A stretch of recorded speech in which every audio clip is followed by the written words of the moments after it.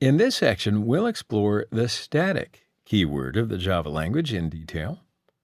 We'll learn how we can apply the keyword static to variables, methods, blocks, nested classes, and just see what difference it makes. So the static keyword is used for memory management in Java. It's a keyword that is very useful, and it's used for sharing the same variable or method of a given class. Static keyword usage.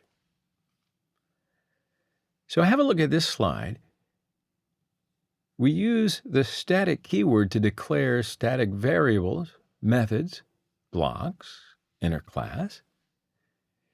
And also, we'll be able to define the static method in interface classes in Java 8 and later.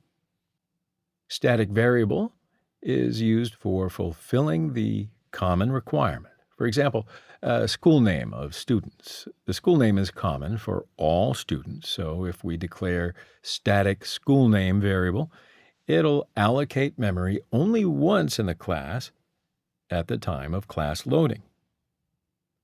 A static variable can be accessed directly by the class name, and it doesn't need any object. Now, the static method is a method which belongs to the class and not to the object, right? A static method can be accessed directly by the class name and doesn't need any object, same as a static variable. Static block is a block of statement inside a Java class that will be executed when a class is first loaded into the Java virtual machine. And we will also cover nested class and interface in the next slides. But for now, let's make some real-life examples by using the static variables and methods. So in the Object-Oriented Programming project, just right-click on the source folder and select New Class. Specify the package name as static example and the class name as car. So let's start to write a program that implements speed operations of a car by using static variables and methods, such as show speed, speed up, speed down, and stop actions. Now first, let's declare two static integer variables. First one is current speed with the initial value of 0. And the second one, max speed with the initial value set to 180. So now let's declare a static void method that's named show current speed, and we'll give it a parameter that's named speed. So we will use this method to print the current speed by using the print method. And we're going to call this method from the other methods in this class.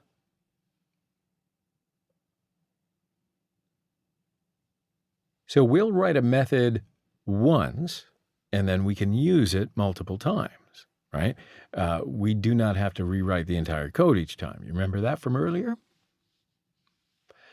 So let's declare a static void method that's named speedup, and we'll give it a parameter, call it increase. So in this method, we'll assign the current speed plus variable increase to current speed by using the add and assignment operator. So if the current speed of the car is greater than the max speed, then we show the current speed. And also, we can give the please slow down message by using the print methods. So if the current speed is smaller than the max speed, that way we only show the current speed by calling up the show current speed method. So let's declare another static void method that's named speed down, and let's give it a parameter called decrease.